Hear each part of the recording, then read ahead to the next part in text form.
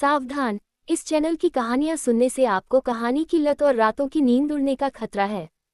कृपया हेडफोन लगा लें, वरना आपके घरवाले समझेंगे कि आप सच में किसी दूसरी दुनिया में पहुंच गए हैं। बिना ब्रेक के सुनने पर कहानी हैंगओवर की जिम्मेदारी हमारी। अहम। ठीक है छात्रों, चलिए आज का लेक्चर शुरू करते हैं, प्रोफेसर ग्राहम ने कहा। आरव उनकी बातों पर पूरा ध्यान देने लगा, जो कक्षा के सुदूर कोने में बैठे होने के बावजूद उसके कानों में एकदम स्पष्ट सुनाई दे रही थी। मेरे छात्रों, क्या आपने कभी सोचा है कि लाखों करोड़ों वर्षों के एवोल्यूशन के बाद भी हम दो पैरों वाली नस्लें ऐसी ही क्यों हैं? प्रोफेसर ग्राहम ने मुस्कुराते हुए वाइन की चुस्की ली और पूछा, मुझे इस तरह से जवाब दो, आप भोजन के बिना कितने दिनों तक जीवित रह सकते हैं? सभी ने लगभग 5-15 दिन के आसपास उत्तर दिया। तो मान लेते हैं कि हम कुछ दिनों तक भोजन के बिना रह सकते हैं। लेकिन पानी का क्या? बिना तरल पदार्थ लिए आप कितने दिन जीवित रह सकते हैं? प्रोफेसर ने पूछा। तो सब गहरे विचार में पड़ गए और फिर जवाब दिया, 1 से 3 दिन। तो आप भोजन के बिना कुछ दिन और पानी के बिना बहुत कम समय यानी 1-3 दिन जीवित रह सकते हैं। लेकिन बच्चों, मुझे ये बताओ कि हम हवा के बिना कितने समय तक जीवित रह सकते हैं? प्रोफेसर ग्राहम के इस सवाल ने छात्रों को गहराई से सोचने पर मजबूर कर दिया। कुछ मिनट भी नहीं, ग्राहम ने कहा, और छात्र उनकी बात से सहमत थे। तो आपको क्या लगता है कि विकास ने इसे ऐसा क्यों बनाया? हम अपने शरीर में वसा के रूप में भोजन जमा कर सकते हैं और उसके बिना दिनों तक जीवित रह सकते हैं। पानी के बिना कम से कम 24-72 घंटे रह सकते हैं, लेकिन हवा के बिना 1 घंटा भी नहीं। हम हवा को, जो हमारे अस्तित्व के लिए इतनी महत्वपूर्ण है, अपने शरीर में जमा क्यों नहीं करते? लाखों वर्षों में हमें निश्चित रूप से अधिक हवा रोकने के लिए विकसित होना चाहिए था, लेकिन हम नहीं हुए। क्यों? आरव इस सवाल से पूरी तरह दंग रह गया। उसने व्यक्तिगत रूप से कभी इस दिशा में नहीं सोचा था, और अब जब वह इसके बारे में सोच रहा था, तो उसे यह अत्यंत विचित्र लगा। ग्राहम ने जारी रखा, मैं आपको उत्तर देता हूँ कि क्यों। ऐसा इसलिए है क्योंकि जो हवा हमें जीवन देती है, वही हवा हमारे शरीर को जहर भी देती है। शरीर के भीतर उम्र बनने का सबसे बड़ा कारण ऑक्सीडेशन है। समय के साथ आपका शरीर ऑक्सीकरण से गुजरता है और यही ऑक्सीकरण आपको झुर्रियां देता है, आपकी नसों को बंद करता है और आपको मौत के करीब ले जाता है। ऑक्सीजन एक जहर है, इसीलिए हमारा शरीर इसे लंबे समय तक जमा करके नहीं रखता। तो फिर सवाल यह है कि क्यूआई का क्या? अगर ऑक्सीजन एक जहर है और शरीर में ज़्यादा देर नहीं रुकती, तो क्यूआई के बारे में क्या ख्याल है? प्रोफेसर ग्राहम के इस सवाल ने आरव के दिमाग को हिलाकर रख दिया। नोवा, जो पहले से ही जवाब जानती थी, शांति से मुस्कुराए और बोली, ओह, ये प्रोफेसर अपने काम में माहिर है। इस अवधारणा तक पहुंचने का ये बहुत ही सुंदर तरीका है। हाँ देवियों और सज्जनों, जो विचार आपके मन में आ रहा है वह सही है। क्यूआई वास्तव में हमारे शरीर के लिए जहरीली है।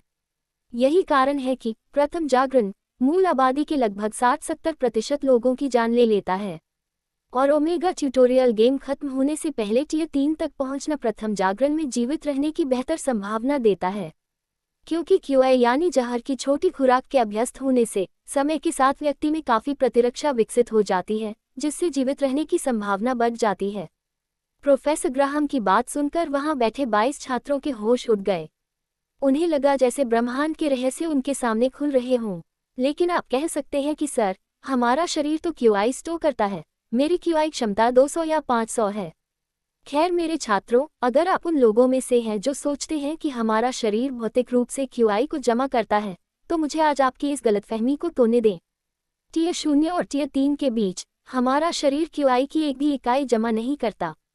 आपकी सिस्टम स्क्रीन पर दिखाई गई क्यूआई क्षमता एक रेशियो है, जो ये दर्शाती है कि आपकी रक्त कोशिकाएं रक्त प्रवाह में क्यूआई पॉइजनिंग पैदा किए बिना कितनी कुशलता से क्यूआई को अवशोषित कर सकती हैं।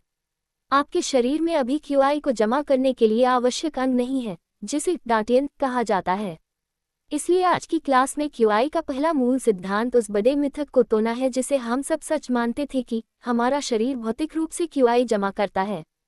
इसी के साथ आज के लेक्चर का समय समाप्त होता है। अगले हफ्ते इसी समय दूसरे लेक्चर के लिए मिलते हैं। प्रोफेसर ग्राहम ने गिलास की आखिरी बूंद पी और कमरे से बाहर निकल गए। लेक्चर खत्म होने के बाद भी आरव वहीं बैठा ब्लैकबोर्ड को घूरता रहा। जो कुछ उसने आज सीखा था, वह उसके लिए अविश्वसनीय और क्रांतिकारी था। उसे निश्चित रूप से और अधिक सीखने के लिए अगले सप्ताह फिर से इस लेक्चर में आना था। पहले लेक्चर के बाद ब्रेक का समय था और आरव अपने पूर्व निर्धारित मिलन स्थल पर माया का इंतजार कर रहा था, लेकिन किसी कारणवश वह वहां नहीं थी। क्या उसने मुझे धोखा दे दिया? आरव ने सोचा, लेकिन फिर उसे यह विचार हास्यास्पद लगा क्योंकि यहाँ और डॉम्स के बीच राक्षसों की एक पूरी फौज खड़ी थी। ऐसे में साथ छोड़ना उसके लिए भी भारी पड़ता। आरव ने थोड़ी देर और इंतजार किया, लेकिन माया का कोई अता पता नहीं था, जिससे वह अपना सिर खुजलाने पर मजबूर हो गया कि आखिर वह लड़की कहाँ हो सकती है। इसी समय उसने कुछ छात्रों को आपस में सार्वजनिक कोड़े मारने के समारोह के बारे में चर्चा करते सुना। किसी ने नियम तोड़े और पहले ही दिन विश्वविद्यालय परिसर में लड़ाई की। सुना है कि 7 लड़के एक अकेली लड़की से लड़ रहे थे और अब उन 8 को कोड़े मारे जाने वाले हैं, एक बिल्ली जैसी दिखने वाली बीस्ट गर्ल ने कहा। असंभव, विश्वविद्यालय के अंदर लेने के लिए कौन इतना मूर्ख होगा? उसकी सहेली एक भालू बीस्ट गर्ल ने पूछा। वे वैम्पायर थे, शायद उनके परिवारों के बीच कोई पुरानी पुश्तैनी दुश्मनी है, बिल्ली बीस्ट गर्ल ने जवाब दिया। माया कहाँ थी? ये जानने के लिए आरव को बस इतनी ही जानकारी चाहिए थी। उसे पक्का यकीन था कि अगर कोई महिला एक साथ 7 लड़कों से भिड़ने के लिए इतनी पागल हो सकती है, तो वह माया ही होगी। आरव उस समूह के साथ हॉल ऑफ पनिशमेंट की ओर चल पड़ा, जहां कोड़े मारने की घटना देखने के लिए भारी भीड़ जमा थी। लगभग 7-10 हजार दर्शक दबी जुबान में उन 8 लोगों के बारे में बात कर रहे थे जिन्हें खंभों से बांधा गया था और जिनकी पीठ खुली थी। आरव ने तुरंत माया को पहचान लिया, जो सबसे दाहिने छोर पर बंधी हुई थी। वह चोटों से भरी थी और उसका होंठ कटने के कारण खून बह रहा था। उसे इतनी दयनीय स्थिति में देखकर आरव का दिल बैठ गया। उसने तुरंत उन अन्य पुरुषों पर इंस्पेक्शन स्पेल जांच मंत्र चलाया ताकि इस लड़ाई की असल वजह समझ सके। रॉय चोपा T1, कीन चोपा T1, अग्रवाल वुल्फ्रेड T0, गदरी Gagan T0, Gavi Alonso T0, Sadio Sanchez T0, Darwin Nunez T0। Aarav को मामला तुरंत समझ आ गया। उसने सोहन से पारेज कबीले के विनाश और माया के पिता की मौत की कहानी सुनी थी, जो चोपा कबीले और उनके मुखिया विल चोपा के हाथों हुई थी। आरव कड़ियों को जोड़ सकता था और उसे यकीन था कि चोपा कबीले के सदस्य को देखकर माया अपना आपा खो बैठी होगी और उन्होंने उसे उकसाकर लड़ाई में फंसा लिया होगा। कमीने, आरव ने बुदबुदाते हुए गाली दी। उन पुरुषों के प्रति उसके दिल में गुस्सा उबल रहा था। भीड़ उपद्रवी थी, उन्हें इस बात से कोई फर्क नहीं पड़ रहा था कि किसे सजा मिल रही है या क्यों। उनकी एकमात्र इच्छा उन्हें कोड़ों से पिटते हुए और उनकी पीठ से खून की धारें बहते हुए देखना था। जल्द ही अनुशासन विभाग का प्रमुख बीच में आया और एक स्क्रॉल पर्चा से उन 8 की सजा पने लगा। उसने कहा, विश्वविद्यालय परिसर के भीतर लेने के अपराध के लिए अनुशासन समिति यह सजा सुनाती है।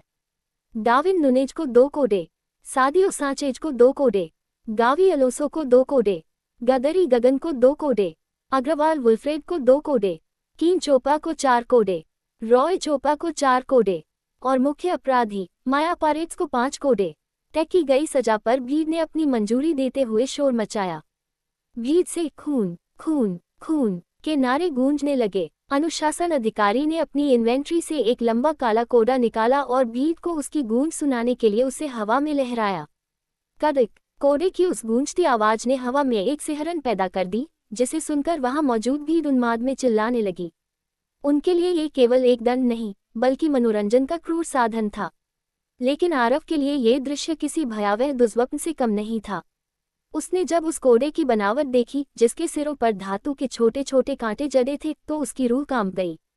उसे पूरा विश्वास था कि यह हथियार जिस भी जीवित ऊतक को छुएगा, उसे कागज की तरह चीरकर मांस का लोथा बना देगा। इस बर्बरता को देख आरव का मस्तिष्क तेजी से अतीत की ओर भागा। उसे पृथ्वी की वे शांत सभाएं, मानवाधिकारों के चार्टर और मानवीय गरिमा से जुड़ी आधुनिक अवधारणाएं याद आने लगी, जो इस आदिम दुनिया में बेमानी लग रही थी। वहां न्याय का अर्थ केवल शारीरिक प्रताड़ना था। सजा की शुरुआत डाविन नुनेज से हुई। डाविन, जो खुद को एक शक्तिशाली वैम्पायर होने का दावा करता था, असल में भीतर से खोखला और डरपोक निकला। उसकी आंखों में मौत का खौफ साफ झलक रहा था। जैसे ही जल्लाद ने कोड़ा हवा में लहराया, डाविन के पैर लकदाने लगे। अभी तो कोड़े ने उसकी पीठ को छुआ भी नहीं था कि उसने किसी लाचार जानवर की तरह कराहना और गिड़गिड़ाना शुरू कर दिया। उसकी चीखें भीड़ के शोर में दब गईं, लेकिन आरव के कानों में वे किसी तीखे तीर की तरह चुभ रही थीं। जब पहला कोड़ा वास्तव में उसकी पीठ पर पड़ा, तो उसने एक चटाखे की आवाज की और नुनेज की पीली सफेद वैम्पायर त्वचा पर 2 इंच चौड़ा घाव कर दिया, साथ ही मांस का एक टुकड़ा भी उखाड़ लिया। नुनेज दर्द से चीखने और चिल्लाने लगा, जिसे देख भीड़ को बहुत आनंद आया। मुझे छोड़ दो प्लीज, मैं मर जाऊंगा। नुनेज ने अनुशासन अधिकारी से भीख मांगी, लेकिन उसने कोई दया नहीं दिखाई और उसकी पीठ पर दूसरा प्रहार कर एक खूनी क्रॉस का निशान बना दिया। नुनेज दर्द के कारण वहीं बेहोश हो गया। उसकी पीठ से खून की धारें बह रही थीं। मेडिकल अधिकारी उसे अस्पताल ले जाने के लिए दौड़े। उसके दोस्त उसके स्वास्थ्य को लेकर चिंतित लग रहे थे, लेकिन उसकी कमजोरी पर उन्हें घिन भी आ रही थी।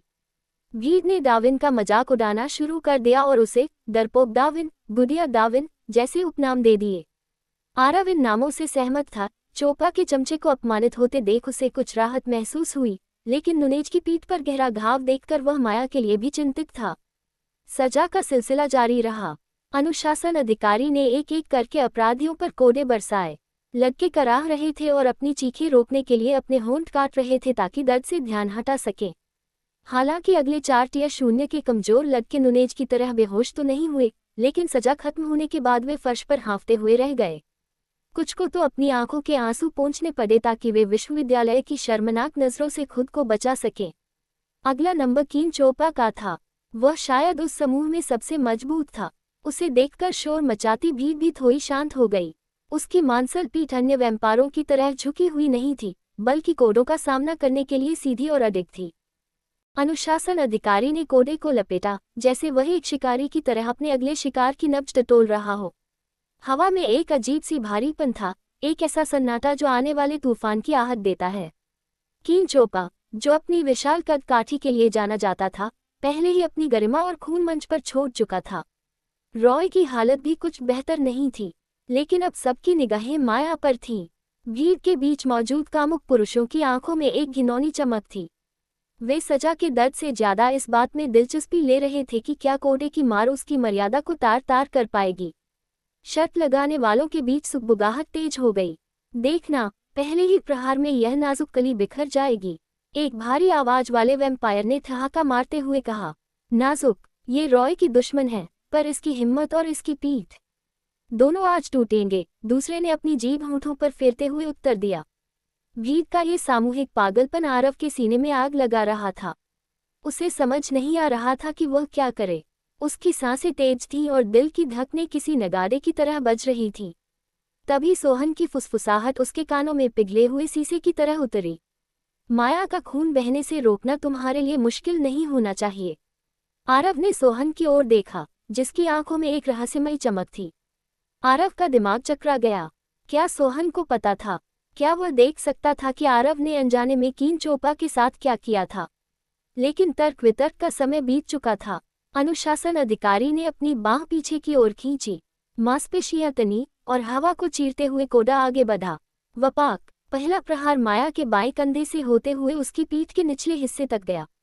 माया के गोरे बदन पर एक गहरी लाल लकीर उभर आई, जैसे किसी ने सफेद कागज पर खौलता हुआ लावा डाल दिया हो। उसकी देह एक बार के लिए धनुष की तरह मुड़ी, लेकिन उसके मुंह से एक सिसकी तक नहीं निकली। उसने अपनी मुठियां इतनी जोर से भींच रखी थीं कि उसके नाखून हथेलियों में धंस गए थे। आरव ने अपनी आंखें बंद की और गहरी सांस ली। उसने अपने भीतर उस ऊर्जा को महसूस करने की कोशिश की जिसे वह अब तक केवल एक बोझ या शाप समझता था। रक्त हेरफेर, ब्लड मैनिपुलेशन। उसने अपनी कल्पना में माया के शरीर के भीतर दौड़ते हुए लाल कणों को देखा। वह महसूस कर सकता था कि उसकी पीठ के घाव से खून बाहर निकलने के लिए छटपटा रहा था। आरव ने अपना पूरा ध्यान केंद्रित किया। उसने कल्पना की कि वह माया के घाव के चारों ओर एक अदृश्य अवरोध बना रहा है। उसने चाहा कि वहां की नसें सिकुड़ जाएं, कि खून की थक्की तुरंत जम जाएं। उसने अपनी हथेलियों को नीचे की ओर दबाया, जैसे वह किसी बहते हुए झरने को रोकने की कोशिश कर रहा हो। दूसरा कोड़ा पड़ा, चपाक। ये प्रहार पहले वाले के ठीक ऊपर था। भीड़ इस बार और भी जोर से चिल्लाई, देखो, उसकी खाल उतर रही है, मारो इसे। लेकिन कुछ अजीब हुआ। आमतौर पर इतने गहरे घाव से खून की धार फूट पड़ती थी, जैसा कीन और रॉय के साथ हुआ था। पर माया की पीठ पर घाव तो गहरा था, मांस भी फटा था, लेकिन वहां से खून बहने के बजाय बस रिसकर जम गया। ऐसा लग रहा था जैसे उसकी रगों ने गुरुत्वाकर्षण और भौतिकी के नियमों को मानने से इनकार कर दिया हो। माया ने अपनी गर्दन ऊपर उठाई। उसकी आंखों में दर्द के बजाय एक दहकती हुई ज्वाला थी। उसने रॉय की ओर देखा, जो स्ट्रेचर के पास खड़ा होकर अपनी चोटों को भूलकर उसे देख रहा था। माया की चुप्पी भीड़ को और भी ज्यादा उत्तेजित कर रही थी। ये चिल्ला क्यों नहीं रही? क्या इसमें जान नहीं है? भीड़ में से एक महिला ने गुस्से में कहा। अनुशासन अधिकारी भी हैरान था। उसे लगा कि शायद उसके प्रहार में वह ताकत नहीं रही। उसने अपने पैर जमाए, कोड़े को जमीन पर पटका और अपनी पूरी ताकत झोंकते हुए तीसरा प्रहार किया। ये प्रहार इतना शक्तिशाली था कि कोड़े का सिरा हवा में कटकडाया। आरव के माथे पर पसीने की बूंदें चमकने लगीं। वह माया के शरीर के भीतर उस प्रचंड दबाव को महसूस कर सकता था। तीसरे कोड़े ने माया की त्वचा को बुरी तरह फाड़ दिया। आरव को लगा जैसे उसके अपने शरीर पर बिजली गिरी हो। उसका ब्लड मैनिपुलेशन कौशल अब अपनी सीमा पर था। उसे डर था कि अगर उसने थोड़ा और जोर लगाया तो उसका अपना नियंत्रण खो जाएगा और शायद माया की नसें अंदर ही अंदर फट जाएंगी। रुको, शांत, बस जमा दो इसे, आरव ने मन ही मन खुद को आदेश दिया। माया के घावों से काला पड़ चुका खून निकला और वहीं जम गया, जैसे किसी ने उसके जख्मों पर डामर की परत चढ़ा दी हो। दर्द तो उसे हो रहा था असहनीय, हड्डियां तोड़ देने वाला दर्द, लेकिन वह ब्लीडिंग डैमेज के कारण होने वाली कमजोरी से बच गई थी। चौथा और अंतिम कोड़ा पड़ा। माया का पूरा शरीर कांप उठा। उसकी ब्रक की पट्टी उस झटके को सह नहीं पाए और टूट गई। भीड़ में एक शोर उठा, लेकिन इससे पहले कि किसी की गंदी नजर उस पर टिकती, माया ने अपनी बाहों से खुद को ढांक लिया और घुटनों के बल गिर पड़ी। पूरा मैदान शांत हो गया। एक महिला, जिसे सबने कमजोर समझा था, उसने 4 ऐसे कोड़े सहे थे जो बड़े बड़े योद्धाओं को बेहोश कर सकते थे। वह अभी भी होश में थी। सजा पूरी हुई। अनुशासन अधिकारी ने घोषणा की। उसकी आवाज में भी इस बार थोड़ा सम्मान या शायद डर था। चिकित्सा अधिकारी दौड़ते हुए आए। जब उन्होंने माया को स्ट्रेचर पर लिटाने की कोशिश की तो वे दंग रह गए। इसका खून, ये बह क्यों नहीं रहा? एक डॉक्टर ने फुसफुसाते हुए दूसरे से कहा। घाव इतने गहरे हैं कि इसे अब तक शॉक में चले जाना चाहिए था, लेकिन इसका ब्लड प्रेशर स्थिर है। आरव ने एक लंबी राहत की सांस ली और अपनी मुट्ठियां ढीली की। उसका शरीर ऐसे कांप रहा था जैसे उसने कोई बहुत भारी वजन उठाया हो। उसने सोहन की ओर देखा, जो उसे एक रहस्यमयी मुस्कान के साथ देख रहा था। शाबाश लड़के, तुमने न केवल उसकी जान बचाई, बल्कि उसे इस भीड़ की नज़रों में एक किंवदंती लेजेंड बना दिया, सोहन ने धीमे से कहा। रॉय चोपड़ा, जो अपनी बहन की हालत देखकर अस्पताल जाने से रुका था, उसकी आंखों में अब नफरत के साथ साथ एक अजीब सा खौफ था। उसने देखा कि कैसे उसकी बहन ने वह सब सहा जो उसका भाई नहीं सह सका था। माया ने स्ट्रेचर पर लेटे हुए ही रॉय की ओर देखा और उसके होंठों पर एक हल्की खूनी मुस्कान उभरी, एक ऐसी मुस्कान जो कह रही थी कि उसकी रीढ़ कचरा नहीं है। जैसे ही माया को ले जाया गया, आरव ने महसूस किया कि उसकी अपनी हथेलियों से खून रिस रहा था। उसने अनजाने में इतनी जोर से अपनी मुट्ठियां भींची थीं कि उसके अपने नाखून मांस में धंस गए थे। उसने माया की ओर जाते हुए स्ट्रेचर को देखा। आज उसने केवल एक कौशल का उपयोग नहीं किया था, उसने अपनी नियति के साथ एक समझौता किया था। उसे अब पता था कि यह ताकत कितनी खतरनाक और कितनी जरूरी हो सकती है। भीड़ धीरे धीरे छंटने लगी, पर उनकी बातें अभी भी हवा में तैर रही थीं। वे माया की दृढ़ता के बारे में बात कर रहे थे, बिना ये जाने कि उस दृढ़ता के पीछे एक ऐसा युवक खड़ा था जिसने रक्त के विज्ञान को अपनी इच्छाशक्ति से मोड़ दिया था। आरव को अब एहसास हुआ कि इस क्रूर दुनिया में जीवित रहने के लिए केवल मानवाधिकारों की यादें काफी नहीं हैं, बल्कि यहाँ अपनी रक्षा के लिए खुद को भी उतना ही क्रूर या उतना ही शक्तिशाली बनना पड़ता है। अंततः माया की सजा की बारी आई और अनुशासन अधिकारी के हाव भाव से यह साफ था कि वह मुख्य अपराधी पर बिल्कुल भी रहम करने के मूड में नहीं था। कीन चोपड़ा की तरह माया भी अपनी रीढ़ सीधी करके बैठी थी। कोड़ों के दर्द से वह बिल्कुल भी पीछे नहीं हट रही थी। वपाक, अनुशासन अधिकारी ने अपने कोल्हों को घुमाया और माया की पीठ पर एक कदकता हुआ कोड़ा दे मारा, जिससे टकराने पर एक भयानक आवाज हुई। भीड़ उस प्रहार पर खुशी से झूम उठी, लेकिन हैरानी की बात यह थी कि प्रहार होने पर माया का चेहरा जरा भी नहीं दिगा। उसने अपनी अंबर रंग की आंखों से जमीन की ओर एक अडिग निगाह बनाए रखी। चौंकाने वाली बात यह थी कि हालांकि उसकी कोमल पीठ पर घाव साफ दिखाई दे रहा था और त्वचा फटने के स्पष्ट निशान थे, लेकिन उसकी पीठ से खून की एक बूंद भी नहीं टपकी। सोहन यह नजारा देखकर मुस्कुराया। उसने अपने बगल में खड़े पसीने से तरबतर आरव की ओर देखा। वह इकलौता व्यक्ति था जो जानता था कि यह चमत्कार कैसे संभव हो रहा था। दूसरा कोड़ा मारा गया और इस बार यह पहले से भी ज्यादा जोरदार था। घाव उसके कंधे से लेकर हंसली तक फैल गया था। हालांकि अब भी माया दर्द से विचलित नहीं हुई, उसकी अंबर आंखें साफ और केंद्रित रहीं। हैरानी की बात यह थी कि इस बार भी माया की पीठ से खून की एक बूंद नहीं गिरी। भीड़ और अनुशासन अधिकारी अपना सिर खुजलाने लगे कि आखिर यह चल क्या रहा है, और जोर से, सिर्फ इसलिए उस पर रहम मत करो क्योंकि वह एक लड़की है। उसका तो खून भी नहीं निकल रहा, और गहरा मारो उसे, और गहरा मारो। बू। पूरी भीड़ से बू की आवाजें आने लगी, जिससे अनुशासन अधिकारी पर माया को और जोर से मारने का दबाव बढ़ गया। वह अपने मन में जानता था कि उसने बहुत जोरदार कोड़े मारे हैं, लेकिन किसी वजह से उस लड़की ने अदम्य साहस और दृढ़ता दिखाई थी। तीसरा कोड़ा निस्संदेह अब तक का सबसे जोरदार प्रहार था। माया के कंधे पर घाव इतना गहरा हो गया कि उसकी मांसपेशियां और हड्डी हवा के संपर्क में आ गईं। इस कोड़े ने निश्चित रूप से माया को बहुत दर्द पहुंचाया। प्रहार होते ही उसकी सांसें फूल गईं, हालांकि अब भी वह दर्द से नहीं कराह रही थी, और न ही उसके शरीर से खून की एक बूंद निकली। ये क्या हो रहा है? ये लड़की कौन है? वह दर्द से चीख क्यों नहीं रही? उसकी हड्डियां दिख रही हैं। क्या उसे दर्द महसूस नहीं होता? वह खून से लथपथ क्यों नहीं है? उसकी पीठ अब भी साफ कैसे है? वह कोड़ा बहुत ज्यादा जोरदार था। अनुशासन अधिकारी इस बार हद पार कर गया। भीड़ में माया के दर्द को लेकर चर्चाएं शुरू हो गईं। इस बार माया ने अपना सिर ऊपर उठाया और भीड़ को ऐसे स्कैन किया जैसे वह किसी को ढूंढ रही हो। अंततः उसकी नज़र आरव पर पड़ी और उसकी अंबर आंखों ने आरव की आंखों से संपर्क किया। उसकी आंखों में एक ऐसी आग थी जो कृतज्ञता व्यक्त कर रही थी और आरव को उसके अच्छे काम के लिए आश्वस्त कर रही थी। तीसरे कोड़े के बाद माया समझ गई थी कि यह निश्चित रूप से आरव ही है जो उसके शरीर से होने वाले रक्तस्राव को रोक रहा है। इस अप्रत्याशित मदद से उसके दिल में एक गर्मजोश एहसास पैदा हुआ। आरव, जो कुछ देर के लिए खुद को दोषी महसूस कर रहा था कि खून न निकलने की वजह से माया को ज्यादा दर्द सहना पड़ रहा है, उनकी आंखें मिलते ही आश्वस्त हो गया कि वह सही काम कर रहा है। जाहिर तौर पर माया बिल्कुल आरव जैसी ही थी, एक ऐसी शख्सियत जिसके लिए उसका स्वाभिमान दर्द से कहीं बका था। यहाँ तक कि अनुशासन अधिकारी को भी तीसरे कोड़े के बाद माया के शरीर को हुए नुकसान को देखकर अपराधबोध महसूस हुआ। वह चौथा कोड़ा जोर से मारने की हिम्मत नहीं जुटा पाया। ये पूरे सत्र का सबसे हल्का प्रहार था, जिसने माया की त्वचा तक को नहीं काटा। भीड़ ने अनुशासन अधिकारी की हूटिंग शुरू कर दी, लेकिन किसी ने भी उन शब्दों की उम्मीद नहीं की थी जो अब माया के मुंह से निकले। और जोर से मारो, डरपोक कहीं के, माया ने पूरी दृढ़ता के साथ अनुशासन अधिकारी से कहा। उसकी आवाज ने शोर मचाती भीड़ को खामोश कर दिया। किसी को खुद को और जोर से पीटने के लिए कहते देख लोगों का खून जम गया। उसने क्या कहा? और जोर से मारो। क्या ये पागल है? कौन है ये औरत? क्या उसने सच में अनुशासन अधिकारी को डरपोक कहा? भीड़ दबी जुबान में बातें करने लगी।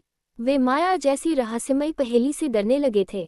यहाँ तक कि अनुशासन अधिकारी के हाथ, जिन्होंने अपने जीवन में अनगिनत कोड़े मारे थे, माया को पांचवा कोड़ा मारते समय कांपने लगे। पांचवें कोड़े ने उसकी पीठ पर कड़कड़ाती आवाज की, लेकिन माया जरा भी नहीं हिली।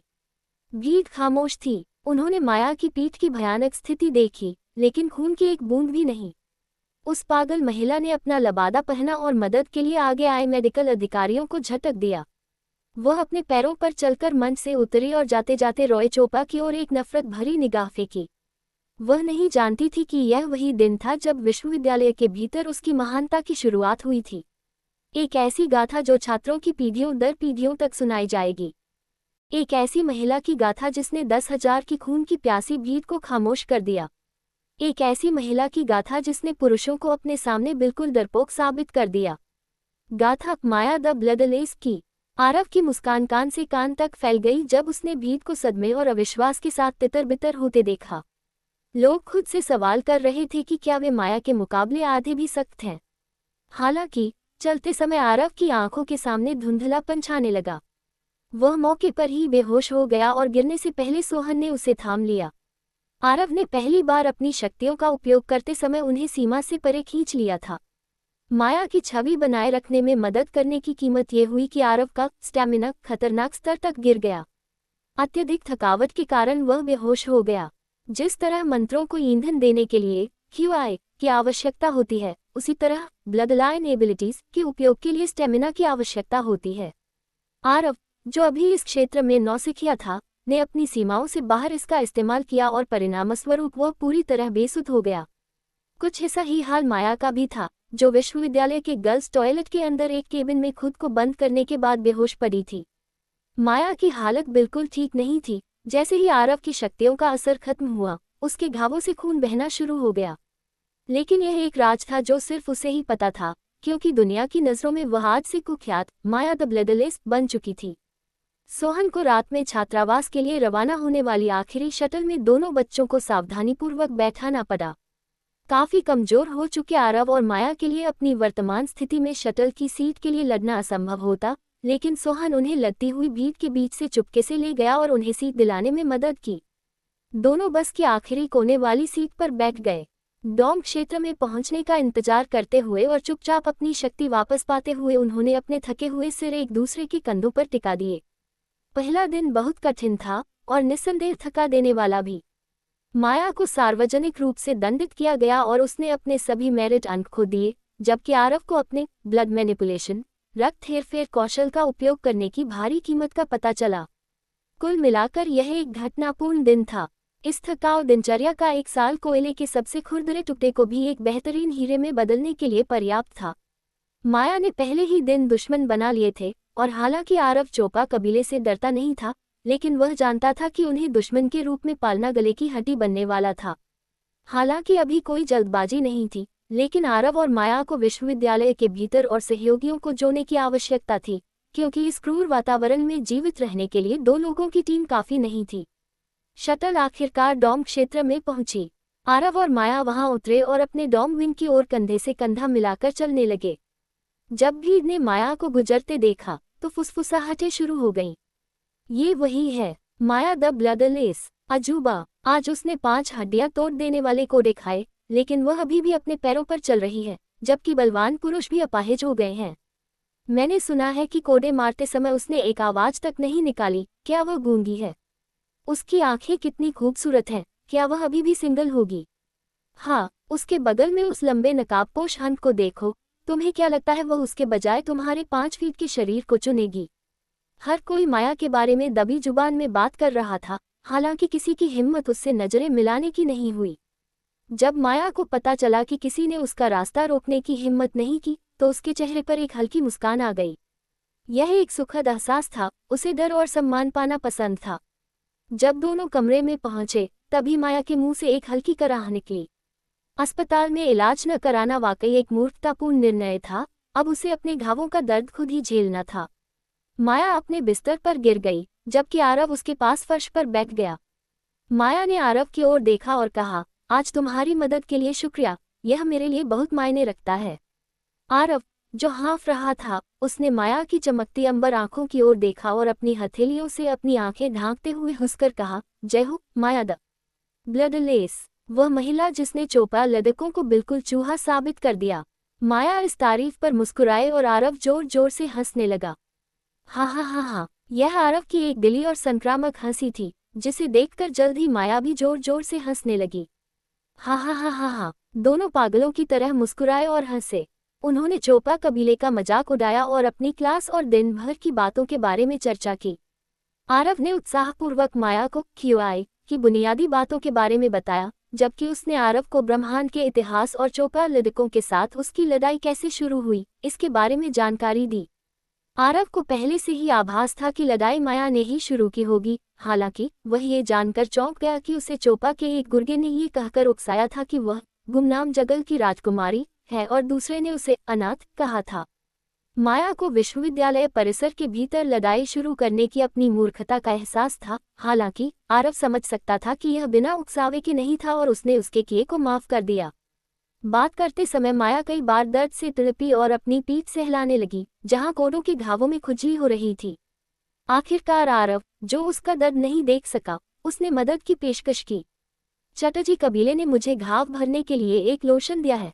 अगर तुम चाहो तो मैं इसे तुम्हारी पीठ पर मल सकता हूँ। आरव ने सावधानी से प्रस्ताव दिया। हालांकि वे एक दूसरे के करीब आ गए थे, लेकिन उसे यकीन नहीं था कि वे इतने करीब हैं कि एक दूसरे की पीठ पर लोशन मल सकें। माया कुछ देर चुप रही, फिर वह मुड़ी और बिस्तर पर पेट के बल लेट गई और आरव को अपनी घायल पीठ दिखाने के लिए अपना लबादा हटा दिया। आरव ने कुछ नहीं कहा, लेकिन उसने शांति से अपनी इन्वेंट्री से लोशन निकाला, बिस्तर पर माया के बगल में बैठा और उसके घावों पर मलना शुरू कर दिया। आरव ने अपने हाथों पर कुछ लोशन लिया और उसकी पीठ के निचले घावों से लगाना शुरू किया।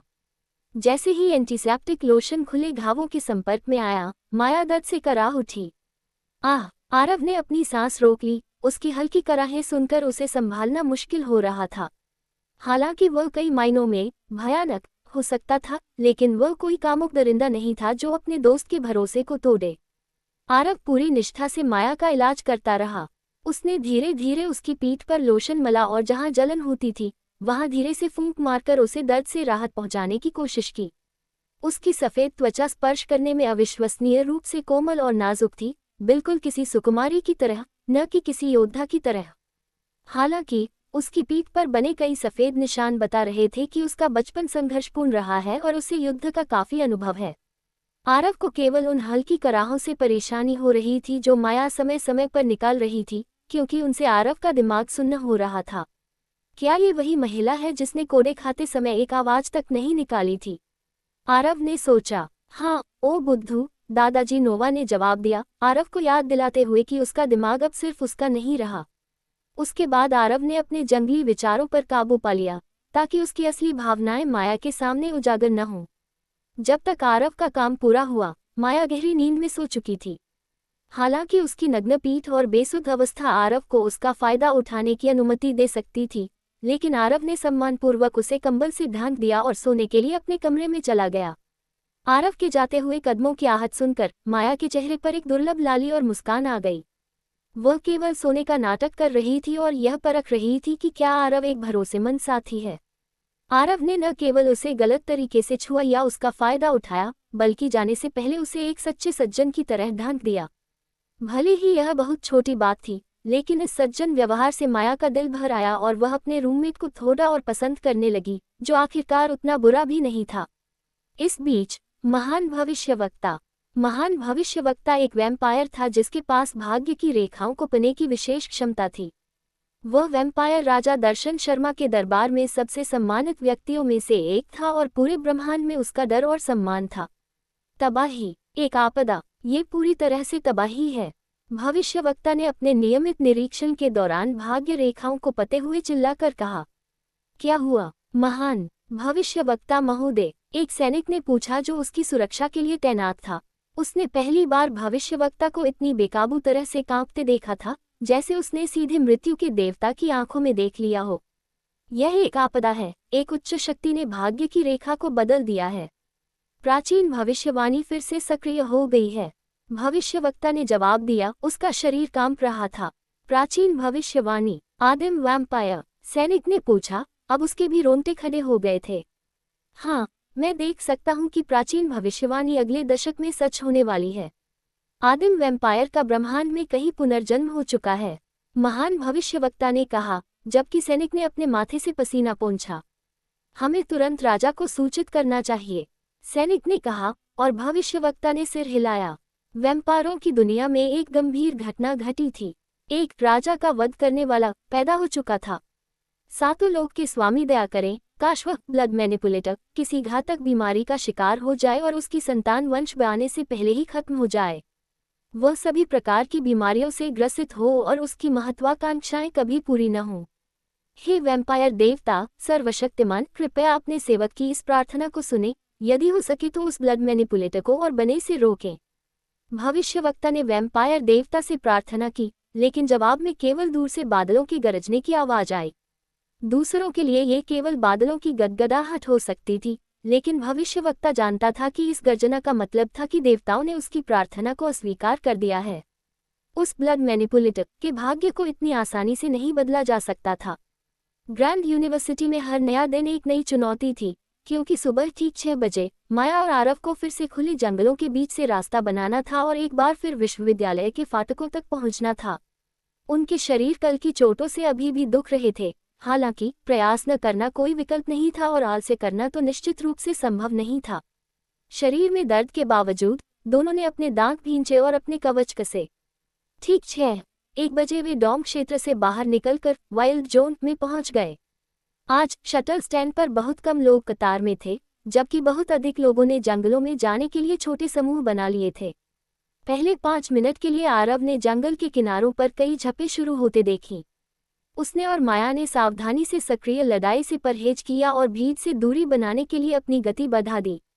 हमें कल से 15 मिनट पहले निकलना होगा, माया ने कहा। आरव ने सहमति में सिर हिलाया। 6 बजे भीड़ बने लगी थी और 15 मिनट की बढ़त इन परेशानियों को काफी कम कर सकती थी। शिकार के मामले में ये जोड़ी अभी भी उतनी ही घातक थी।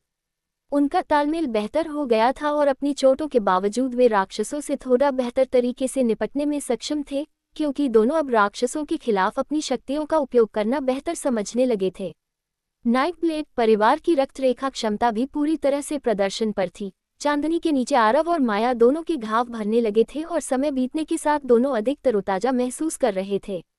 चाहे ये चोपा कबीले की फूटी किस्मत थी या आरव और माया के एक शुद्ध संयोग से, सुबह लगभग 7:15 बजे उनकी मुलाकात चोपा के पूरे 7 लड़कों के गिरोह से हो गई। वे आज सुबह जल्दी शिकार पर निकले थे ताकि कल की अनुशासनात्मक कार्रवाई में खोए हुए मेरिट पॉइंट्स को वापस पा सकें। तालियों की गदगदाहट। देखो लड़कों, देखो बिल्ली क्या घसीट कर लाई है, रॉय चोपा ने तालियां बजाते हुए कहा और माया की आंखों में ठंडी नजरें गड़ा दी। ओह हाँ, ये तो माया द ब्लडलेस है, वह महान नायिका जिसने कल हम सबको बिना रीढ़ का मूर्ख साबित कर दिया था, नंबर 1 चमचे अग्रवाल वुल्फ्रेड ने कहा। लोग कह रहे थे कि माया की अधिकता के सामने चोपा कबीले में मर्दानगी नहीं है, लेकिन मुझे आश्चर्य है कि क्या वे तब भी यही कहेंगे जब हम इसी वक्त इसका बलात्कार करेंगे और वीडियो पूरे परिसर में भेज देंगे। निश्चित रूप से इससे हमारी मर्दानगी साबित हो जाएगी, है ना? रॉय चोपा ने मजाक किया। हालांकि इससे पहले कि माया या कोई और उस मजाक पर प्रतिक्रिया दे पाता, आरव ने अपना आपा पूरी तरह से खो दिया। बिना किसी चेतावनी के उसने रॉय चोपा पर अपने सबसे शक्तिशाली हमले फायर ब्लास्ट से हमला कर दिया। रॉय को पूरी तरह से चौंका दिया। वह केवल आने वाले हमले को देखकर सहम सकता था, लेकिन उससे बच नहीं सका। उसका पूरा शरीर भीषण आग की लपटों में घिर गया, जिससे वह दर्द से चीखने लगा। आरग, रॉय चोपा चिल्लाया। उसका एचपी तेजी से गिर रहा था और वह एक इंसानी मशाल की तरह इधर उधर भाग रहा था, किसी तरह आग बुझाने की कोशिश कर रहा था। लेकिन दुर्भाग्य से वह जहां भागा, वह आरव की तलवार का नुकीला सिरा था। आरव ने अपनी रेवस्लेशर सीधे रॉय के दिल में उतार दी। तुम्हारी हिम्मत कैसे हुई गंदे कुत्ते, माया को छूने की बात करने की भी, आरव ने कहा। उसकी आवाज में एक आदिम क्रोध था जिसने वहां मौजूद सभी की रीढ़ में सिहरन पैदा कर दी। सबने खून जैसी लाल आंखों वाले उस नकाबपोश हमलावर को गौर से देखा। सिस्टम नोटिफिकेशन, आपने वाइल्ड जोन के अंदर एक खिलाड़ी रॉय चोपा को मार डाला है, 700 एक्सपी प्राप्त हुआ। लेवल अप, हीलिंग ब्रेसलेट जोड़, नकली बालों की विग। सिस्टम टिप्पणी, कौशल के साथ वास्तविक हत्या। कब से ये दुष्ट व्यक्ति सम्माननीय हो गया। वार्सिटी नोटिफिकेशन, आपने वाइल्ड जोन में एक खिलाड़ी को मार गिराया है, आपको उसके मेरिट अंकों का 10% प्राप्त होता है। 65 मेरिट अंक, कुल वर्तमान मेरिट अंक 1270। तुम जादूगर, तुम्हारी हमारे भाई पर हमला करने की हिम्मत कैसे हुई? आक्रमण करो, कीन चोपा चिल्लाया और वे छह माया और आरव पर टूट पड़े। आरव का दिल गुस्से से उबल रहा था। रॉय द्वारा की गई टिप्पणियां इतनी अपमानजनक थीं कि आरव को बेहद पागल कर दिया था, इतना कि उसके गुस्से ने उसकी अन्य सभी इंद्रियों पर कब्जा कर लिया और उसे खून की प्यास और उन्माद में धकेल दिया। आरव की लड़ने की शैली बदल गई। उसने हमेशा अपने भाई की तरह दोहरी तलवारों वाला योद्धा बनने की इच्छा की थी, लेकिन अपने गुस्से में उसने अपने लिए एक अधिक स्थिर शैली अपनाई, जहां उसने बाएं हाथ में रेवस्लेशर पकड़ी और दाहिने हाथ से आग के मंत्र फेंकने लगा। आरव एक जुनूनी व्यक्ति की तरह लग रहा था। जैसे ही ताजे वैम्पायर खून की गंध उसकी नाक में पहुंची, वह अपने नकाब के नीचे गुर्राने लगा और उसके मुंह से लार टपकने लगी। सतह पर उसके रास्ते में आने वाले किसी भी व्यक्ति को मार डालने का उसका इरादा और भी मजबूत हो गया। जबकि माया को एक साथ 2 दुश्मनों से निपटने में संघर्ष करना पड़ रहा था, आरव ने अकेले ही अन्य 4 को संभाल लिया। वह उन चारों पर हावी था, बिना क्यूआई की चिंता किए आग के गोले दाग रहा था और सटीकता के साथ अपनी तलवार चला रहा था। आरव की लड़ने की शैली बेहद उग्र थी, जो केवल आक्रमण पर केंद्रित थी और बचाव पर बिल्कुल नहीं। हालांकि यह उसकी छठी इंद्रिय का कमाल था कि वह अपनी ब्लाइंड साइड से आने वाले हमलों से बचने में सक्षम था, या 4 से 1 की संख्या में होने के बावजूद समय पर मुकाबला करके युद्ध का पासा पलट रहा था। आरव ने एक हमलावर पर आग का गोला दागा, जिससे वह पीछे गिर गया। फिर आरव एक भूखे बाघ की तरह उस पर झपटा और अपनी तलवार उसके खुले मुंह के आर पार उतार दी, जिससे उसकी मौत हो गई। उसके दोस्तों ने आरव की खुली पीठ का फायदा उठाने की कोशिश की, लेकिन आरव की प्रवृत्तियों ने उसे अपनी पीठ को ढकने के लिए फायरवॉल कौशल का उपयोग करने पर मजबूर किया, जिससे दुश्मन पीछे हट गए। लानत है, क्या इसकी क्यूआई क्षमता असीमित है? उसने पहले ही एक फायर ब्लास्ट, 17 फायर बॉल और अब एक फायरवॉल का इस्तेमाल कर लिया है, वह भी बिना एक भी मंत्र पढ़े। कौन है ये नकाबपोश आदमी? अग्रवाल वुल्फ्रेड चिल्लाया। आरव की असीमित शक्ति को देखकर उसके दिल में डर बैठ गया। रर, आरव के गले से एक जानवरों जैसी दहाड़ निकली और वह अग्रवाल की ओर दौड़ने लगा। आरव के नकाब के नीचे से लार टपक रही थी जो अब उसके गले पर साफ दिख रही थी। ये क्या बकवास है? सादियो सांचेज ने कहा। वह सोच रहा था कि क्या वे किसी बीस्टमैन कबीले के सदस्य से लड़ रहे हैं, क्योंकि आरव का व्यवहार पूरी तरह से जानवरों जैसा था। एक के बाद एक आरव ने चोपा के गुर्गों को बेरहम मौत दी। उसने 2 सदस्यों के दिल में वार किया, जबकि एक का गला अपने नंगे हाथों से मरोड़ दिया। माया ने भी अब तक अपने 2 विरोधियों को खत्म कर दिया था। वह ये देखने के लिए मुड़ी कि क्या आरव को किसी मदद की जरूरत है, लेकिन उसने आरव को बिना नकाब के एक जंगली भालू के साथ कुश्ती करते पाया, जहां उसने अपने दांत उसके गले में गड़ा दिए थे और उसका खून पी रहा था। उसकी लाल आंखों में पागलपन के सिवा कुछ नहीं था। जब उसकी नज़र माया पर पड़ी तो वह घातक घूरती हुई निगाह ऐसी थी कि माया जैसी योद्धा भी डर से कांप गई। माया ने ये निगाह पहले भी देखी थी, उन व्यापारों में जिनका तृप्ति सूचकांक 40 से नीचे गिर जाता था। हालांकि उसे यकीन था कि आरव ने केवल 2 दिन पहले भरपेट खाना खाया था, जिसका अर्थ था कि उसे कम से कम 1 सप्ताह तक चलना चाहिए था, जब तक कि आदिम व्यापारों के लिए तृप्ति तेजी से न गिरती हो। सिस्टम नोटिफिकेशन, तृप्ति 60% से ऊपर पहुंच गई है, आपकी स्पष्टता वापस आ गई है। सिस्टम नोटिफिकेशन, आपने लेवल 13 के एक जंगली भालू को मार डाला है। 240 EXP, level up. Varsity notification, भालू को मारने के लिए 45 मेरिट अंक, वर्तमान कुल मेरिट अंक 1890। सिस्टम नोटिफिकेशन के साथ आरव वापस वास्तविकता में लौटा। उसने अपने पैरों के पास भालू की क्षत विक्षत लाश को देखा और उसे एहसास हुआ कि वह शायद उस बेचारे जानवर को कच्चा चबा रहा था। आरव ने अपने मुंह से टपकते खून को पोंछा और अपने आसपास का जायजा लिया। उसने देखा कि माया कुछ मीटर दूर खड़ी थी और उसने अपने दोनों हाथ हवा में उठाए हुए थे, जैसे वह आत्मसमर्पण का संकेत दे रही हो। रावण, तुम ठीक हो? माया ने पूछा। आरव ने उसे उलझन भरे भाव से देखा। आरव की याददाश्त थोड़ी धुंधली थी, उसे बस इतना याद था कि किसी ने माया का अपमान किया था और वह इतना आग बबूला हो गया कि उसने उस आदमी पर हमला कर दिया, जिसके बाद लड़ाई छिड़ गई। उसके बाद क्या हुआ, यह उसके दिमाग में स्पष्ट नहीं था। आरव ने अपने सिस्टम लॉग्स चेक किए, जिससे पता चला कि उसने पिछले 40 मिनट में 5 वैम्पायरों को मार डाला है और इस प्रक्रिया में 2 लेवल और कुछ उपकरण भी हासिल किए हैं। मैं ठीक हूँ, आरव ने कहा। उसे जवाब देते देख माया ने राहत की सांस ली। भले ही आरव अपनी आंखें खुद नहीं देख सकता था, लेकिन माया उस पागलपन को देख सकती थी जो इस पल भी उसकी आंखों में झलक रहा था। आरव की खून जैसी लाल आंखें अपने आप में ही डरावनी थीं, लेकिन जब वह अपना आपा खोता था तो उसकी आंखों की पुतलियां भी लाल होने लगती थीं, जैसे कोई चेन स्मोकर हो जिसने घंटों तक नशीले पदार्थों का सेवन किया हो। फिलहाल आरव की पुतलियां आधी सफ़ेद और आधी लाल थीं, जो उसकी लाल आइरिस के साथ मिलकर उसे एक बहुत ही खतरनाक लुक दे रही थी। माया ने आरव की तलवार और नकाब उसकी ओर फेंका, जिसे आरव ने तुरंत पहन लिया। माया ने पूछा, तुम्हारा वर्तमान तृप्ति स्तर क्या है? आरव ने अपना स्टैट पैनल खोला। बुनियादी जानकारी, नाम, अनाम, नस्ल आदिम वैम्पायर, प्राइमोर्डियल वैम्पायर, निवासी ग्रह H 2047, संरेखण अलाइनमेंट नियमनिष्ठ दुष्ट लॉफुल ईवल, स्तर लेवल 13 43%, टियर 0, स्टैट्स स्वास्थ्य हेल्थ 150, सहनशक्ति स्टैमिना 150, रक्त तृप्ति ब्लड सटाइटी 62%। 62% आरव ने जवाब दिया। ये सुनकर माया थोड़ी सहम गई। वह इस बात से हैरान थी कि एक पूरे भालू का खून पीने के बाद भी आरव की तृप्ति केवल 62% थी। उसे तुरंत समझ आ गया कि आरव की खून की प्यास जिस तरह से काम कर रही थी, उसमें कुछ गंभीर गड़बड़ थी। क्या तुम्हारे पास कोई ब्लड बैग है? माया ने पूछा। सोहन ने मुझे कुछ दिए थे, लेकिन उसने कहा था कि हर हफ्ते एक पीना, आरव ने जवाब दिया। अभी पियो, इसे 90% से ऊपर ले जाओ और कभी भी 70 से नीचे मत गिरने देना, माया ने निर्देश दिया। आरव ने अपनी इन्वेंट्री से जमे हुए मानव रक्त की एक थैली निकाली और उसे ऐसे गटक गया जैसे कोई लंबी पैदल यात्रा के बाद ताज़ा पानी पी रहा हो। इंसानी खून पीने से आरव की तृप्ति तेजी से बढ़ी और सिर्फ 1 लीटर की बोतल से ही यह 90% के पार पहुंच गई। हो गया, आरव ने कहा। माया ने सिर हिलाया और दोनों अपने रास्ते पर आगे बढ़ गए। हालांकि मामला फिलहाल सुलझ गया था, लेकिन माया ने मन ही मन सोहन से आरव की स्थिति के बारे में पूछने का फैसला किया, क्योंकि वह निस्संदेह एक सामान्य वैम्पायर की तुलना में बहुत तेजी से भूखा हो रहा था।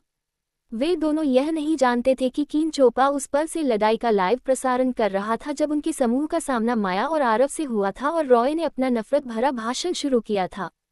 उसका इरादा माया को अपमानित करना और कल के अपमान का बदला लेना था, लेकिन अंत में उस लाइव स्ट्रीम से केवल चोपड़ा कबीले की एक बार फिर फजीहत हुई और नकाबपोश आरव विश्वविद्यालय की चर्चाओं में आ गया। वीडियो तेजी से वायरल हो गया और लोग आरव को द मैड मेज, द रैबिट डॉग और द हाउंड, शिकारी कुत्ता जैसे नामों से बुलाने लगे।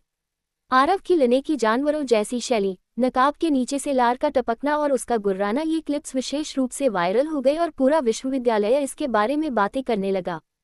इस घटनाक्रम से बेखबर आरव और माया जंगल से होते हुए आगे बढ़ते रहे ताकि वे आज के लेक्चर की फीस भरने के लिए पर्याप्त मेरिट अंक जुटा सकें।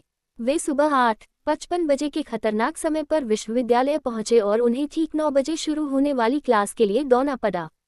आरव ने देखा कि पहले दिन की तुलना में दूसरे दिन बहुत अधिक लोग विश्वविद्यालय परिसर तक पहुंचने में सफल रहे थे, जिसका मतलब था कि लोग रास्ता समझ रहे थे। आज आरव और माया दोनों एक ही लेक्चर में शामिल होने वाले थे, जो उनके पाठ्यक्रम का मुख्य लेक्चर था और जिसके कारण यह विश्वविद्यालय इतना प्रतिष्ठित था। ये लेक्चर खुद माननीय प्रिंसिपल लेने वाले थे, कॉम्बैट ट्रेनिंग के बुनियादी सिद्धांत। इस कोर्स के एक लेक्चर की फीस भारी भरकम 1000 मेरिट अंक थी। आरव के पास तो कुछ अंक बच रहे थे, लेकिन माया ने आज के शिकार में ठीक 1003 मेरिट अंक कमाए थे, जिससे उसके पास क्लास में बैठने का बमुश्किल मार्जिन था। जब तक आरव और माया पहुंचे, क्लास खचाखच भरी थी। ये कल की 20-25 लोगों वाली क्लास से बिल्कुल उलट था। सभी सीटें भर चुकी थीं, इसलिए आरव और माया को भी सबसे पीछे खड़ा होना पड़ा। ठीक 9 बजे प्रिंसिपल एक अत्यंत प्रभावशाली ऑरा के साथ कमरे में दाखिल हुए। उनकी तराशी हुई दाढ़ी, सफ़ेद धूसर बाल और मोटे चश्मे ने उन्हें एक विशिष्ट विद्वान का लुक दिया था। उन्होंने एक चाक उठाया, उसे आधा तोड़ा और दूसरे आधे हिस्से को दीवार की तरफ इतनी जोर से फेंका कि क्लास की मोटी दीवार में एक साफ छेद हो गया। उन्होंने उस छेद की ओर इशारा करते हुए कहा, सबक नंबर 1, हर चीज़ एक हथियार है, और मेरे हाथ में मौजूद चाक का यह आधा टुकड़ा एक ऐसा हथियार है जो तुम्हारे शरीर के आर पार ऐसे निकल जाएगा जैसे वह मक्खन हो। इसलिए इस पल से अपनी आंखें खुली रखो और जुबान बंद, या फिर मरने के लिए तैयार रहो। उस क्षण कमरे में ऐसी खामोशी छा गई कि सुई गिरने की आवाज़ भी सुनाई दे सकती थी। प्रोफेसर न केवल सबका ध्यान खींचने में सफल रहे, बल्कि उन्होंने ये भी सुनिश्चित कर दिया कि यहाँ हर कोई सम्मान या डर के कारण क्लास की गरिमा बनाए रखेगा। ठीक है, उस सब को पीछे छोड़ते हुए आप सभी बच्चों का कॉम्बैट ट्रेनिंग के बुनियादी सिद्धांतों में स्वागत है। आप सभी यहाँ पहुँचने में सफल रहे, जिसका अर्थ है कि आप उस कम से कम 50% कचरे से बेहतर हैं जिनसे हमने विश्वविद्यालय की जेबें भरी हैं। सर, क्या हम अंदर आ सकते हैं? 10-15 छात्रों के एक समूह ने बीच में ही प्रिंसिपल के भाषण में बाधा डाली। बाधा पड़ते ही प्रिंसिपल की भौहें गुस्से से फकने लगीं। उन्होंने अपनी घड़ी की ओर देखा, 9:02 हो रहे थे। उन्होंने कहा, 2 मिनट की देरी, दंड 20,000 मेरिट अंक है। भुगतान करो और अंदर आओ, वरना रफू चक्कर हो जाओ। बाहर खड़े बच्चों का समूह हक्का बक्का रह गया, लेकिन उन्होंने प्रिंसिपल से कुछ भी कहने की हिम्मत नहीं की और बिना एक शब्द बोले वहां से भाग खड़े हुए। बिना एक पल गवाए उन्होंने जारी रखा, मुझे यकीन है कि आप में से 90% से अधिक यहाँ बड़े परिवारों और कबीलों से आए मूर्ख हैं, जिन्हें जीवन भर लाड प्यार मिला है और हर चीज़ थाली में सजी मिली है। यही कारण है कि मैंने इस विश्वविद्यालय को अस्तित्व की लड़ाई का एक क्रूर खेल बनाया है, जहां लगातार जीवन और मृत्यु के संघर्षों का सामना किए बिना लेक्चर में शामिल होना भी कठिन है। मेरी मंशा को गलत मत समझना बच्चों, मैं कोई परपीड़क नहीं हूँ। मुझे आपके दुख से खुशी नहीं मिलती और मैं नहीं चाहता कि आप जीवन में असफल हों। अगर मैं अभी कोई एक मन्नत मांग सकता, तो मैं यह मानता कि आप सभी एक दिन देवता बने, अपनी आकाशगंगाओं पर शासन करें और समृद्ध और शक्तिशाली बने। लेकिन मेरे बच्चों, यह कोई परियों की कहानी नहीं है, ये हकीकत है। तो लेक्चर 1, आप सभी को मेरी यही सलाह है, अपनी वास्तविकता को पहचानो, क्योंकि मेरे प्यारे बच्चों, आपके परिवारों ने आपको यहाँ भेजने के लिए जो लाखों सोना खर्च किया है, उसका कारण यह नहीं है कि आप किसी दिन एक टियर 2 के कचरा योद्धा या टियर 3 के योद्धा या टियर 4 के उन्नत योद्धा बने। उन्होंने आपको यहाँ इसलिए भेजा है ताकि आप शिखर तक पहुँचने के लिए अपनी नींव बना सकें। और शिखर तक पहुँचने के लिए आपको एक ऐसे रास्ते पर चलना होगा जिसे दूसरों ने नहीं खोजा है। संघर्ष और शोधन का मार्ग एक ऐसा मार्ग जो केवल अल्पकालिक लाभ नहीं बल्कि समग्र विकास की ओर ले जाएगा। और लड़कों, लड़कियों और बीस्ट्स, वह मार्ग है एक आदर्श योद्धा का मार्ग। आरव ने प्रोफेसर को बहुत ध्यान से सुना। उसका उत्साह बने लगा क्योंकि वह प्रोफेसर की बातों से खुद को पूरी तरह जोड़ पा रहा था। वह वास्तव में विश्वविद्यालय इसलिए आया था क्योंकि उसने सुना था कि यहाँ व्यक्ति को एक मजबूत नींव बनाने का मौका मिलता है जिसके दम पर वह भविष्य में बहुत दूर तक जा सकता है। हर साल मैं अपने छात्रों को आदर्श योद्धा का मार्ग सिखाता हूँ और हर साल एक भी छात्र इस प्रशिक्षण को पूरा नहीं कर पाता। मैं 47 वर्षों से प्रिंसिपल हूँ, फिर भी अपने इतने लंबे कार्यकाल में एक भी छात्र ने इस मार्ग को पूरा नहीं किया है। इस मार्ग के पहले 2 स्तरों को पूरा करने वाला अंतिम व्यक्ति मैं स्वयं हूँ, जो मैंने इस विश्वविद्यालय के माननीय पूर्व प्रिंसिपल के कार्यकाल में किया था। हालांकि तब से 56 साल बीत चुके हैं और किसी और ने इसे नहीं किया। शायद इसलिए क्योंकि मैं एक प्रेरक और शिक्षक के रूप में पर्याप्त सक्षम नहीं हूँ, या शायद आप रईसों के पास उस रास्ते पर चलने के लिए आवश्यक भूख नहीं है। जो भी हो, यह एक नया साल है, आप एक नया बैच है और मैं एक मूर्ख हूँ जो अब भी उम्मीद करता है। तो चलिए मैं आप सभी को एक आदर्श योद्धा का मार्ग सिखाता हूँ। एक आदर्श योद्धा का मार्ग इस विचार पर आधारित है कि जहाँ लेवल अप होने पर हर बार केवल एक निश्चित एट्रीब्यूट पॉइंट्स मिलते हैं, वही विशेष गतिविधियाँ लेवल अप हुए बिना भी विशिष्ट अंक आवंटित करती हैं। उदाहरण के लिए, ग्रेविटी चैम्बर गुरुत्वाकर्षण कक्ष के अंदर प्रशिक्षण लेने से अंततः गहन प्रशिक्षण के कारण व्यक्ति को एक चपलता का नोटिफिकेशन मिलेगा। तो एक आदर्श योद्धा वह व्यक्ति है जो हर टियर पर सभी स्टैट्स के लिए इन अतिरिक्त स्टैट पॉइंट्स को अधिकतम करता है। ये हर प्रजाति के लिए अलग होता है और जैसे जैसे टियर बढ़ते हैं, ये कठिन होता जाता है। हालांकि इसके लाभ भी असीमित हैं। जैसा कि आप सभी जानते होंगे, जब कोई टियर 0 से टियर 1 में अपग्रेड होता है तो उसके सभी स्टैट पॉइंट्स 2 गुने हो जाते हैं। टियर 1 से 2 में फिर से 2 गुने और इसी तरह टियर 5 तक। अब कल्पना कीजिए कि टियर 0 पर आपके पास चपलता में 10 अतिरिक्त अंक हैं क्योंकि आपने कड़ी मेहनत की थी। फिर वह 2 गुना और 2 गुना और 2 गुना होता जाता है और जब तक आप टियर 5 पर पहुंचते हैं, वे 10 अतिरिक्त अंक भारी भरकम 120 अंक बन जाते हैं। लेकिन असली बात सुनिए, ये तो तब है जब आप केवल टियर 0 पर अपनी क्षमता को अधिकतम करते हैं। यदि आप इसे हर टियर पर करना जारी रखते हैं तो अंत तक आपके पास टियर 5 के शिखर पर अपने ही लेवल के योद्धा से 1000 स्टैट पॉइंट्स अधिक होंगे। एक आदर्श टियर 0 योद्धा टियर 1 के मध्यम स्तर के योद्धा से बराबरी की टक्कर ले सकता है। एक आदर्श टियर 3 योद्धा टियर 4 के शीर्ष योद्धा से बराबरी पर लड़ सकता है और एक आदर्श टियर 5 योद्धा विशाल खाई को पार कर एक नश्वर होते हुए भी देवता से लड़ सकता है। प्रिंसिपल ने भावुक स्वर में कहा। प्रिंसिपल द्वारा दिखाए गए इस विजन को देख कई छात्रों की आंखें चमकने लगीं। यह मार्ग खतरनाक है और कमजोर इच्छाशक्ति वालों के लिए नहीं है। यह मार्ग केवल उसके लिए है जो एक सर्वोच्च योद्धा बनना चाहता है, एक ऐसा योद्धा जिसकी नींव सबसे अच्छी हो और जो बिना सोचे समझे केवल सुधार का लक्ष्य न रखे, बल्कि जिसके पास उन ऊंचाइयों तक पहुंचने का धैर्य और विजन हो जिसे हासिल करने का सपना ज्यादातर लोग कभी देख भी नहीं सकते। मैंने खुद टियर 0, टियर 1 और टियर 2 को परफेक्ट किया है और पिछले 14 वर्षों से मैं अपने टियर 3 बेस को परफेक्ट कर रहा हूँ और आखिरकार मैं अंत के करीब पहुँच रहा हूँ। अगर मैं चाहता तो मैं 14 साल पहले ही टियर 4 योद्धा बन सकता था, लेकिन मेरा लक्ष्य ऊंचा है। मेरा लक्ष्य केवल टियर 4 नहीं बल्कि उससे कहीं आगे का स्तर है। यही कारण है कि मैं अभी भी अपने कौशल को तराश रहा हूँ। अगर हिम्मत है तो मेरे साथ इस मार्ग पर चलिए। जैसे ही प्रोफेसर ने कहा कि एक आदर्श योद्धा टियर 3 में रहते हुए टियर 4 के योद्धा से मुकाबला कर सकता है और टियर 5 के शिखर पर एक नश्वर होते हुए भी देवता से लड़ सकता है, आरव के मन में तुरंत अपने भाई का विचार आया और उसे लगा कि वह इस विवरण में पूरी तरह फिट बैठता है। हर कोई इस तरह का योद्धा बनने की आकांक्षा रखता था जो अपने टियर में अद्वितीय हो और अपने से उच्च टियर के विरोधियों से भी लड़ सके। आरव आदर्श योद्धा के मार्ग पर चलना चाहता था। हालांकि खुद प्रिंसिपल कई वर्षों से तीसरे टियर को परफेक्ट करने में फंसे हुए थे। इसका मतलब था कि प्रत्येक टियर में स्टैट्स को अधिकतम करने की कठिनाई समय के साथ कई गुना बढ़ जाती थी। तेजी से महान शक्ति पाने की चाहत रखने वाले किसी भी व्यक्ति के लिए यह एक बड़ा चेतावनी संकेत था। हालांकि आरव के लिए, जिसके पास QI नहीं था और जो एक योद्धा के रूप में सुधार के लिए केवल स्टैट्स पर निर्भर था, यह विचार बेहद आकर्षक लग रहा था।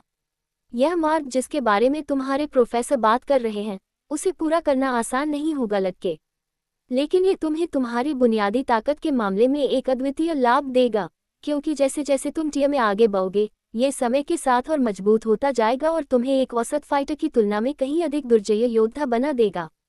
दादाजी नोवा ने आरव को इस पर गंभीरता से विचार करने के लिए प्रोत्साहित करते हुए कहा। आरव अपने विचारों में खोया हुआ था, तभी प्रिंसिपल की आवाज गूंजी। आप में से जो लोग इस मार्ग पर चलने की सोच रहे हैं, उन्हें मैं बता दूं कि आपकी दिनचर्या कितनी कठिन होने वाली है। मुझे यकीन है कि अब तक आप सभी जानते होंगे कि 6 बुनियादी एट्रिब्यूट्स होते हैं: शक्ति, निपुणता, बुद्धि, चपलता, शारीरिक गठन और सहन शक्ति।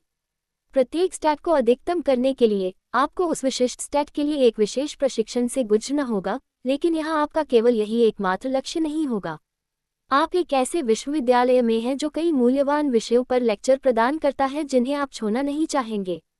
तो यदि आप आदर्श योद्धा का मार्ग अपनाना चाहते हैं, तो आपका जीवन कुछ हिस्सा दिखेगा।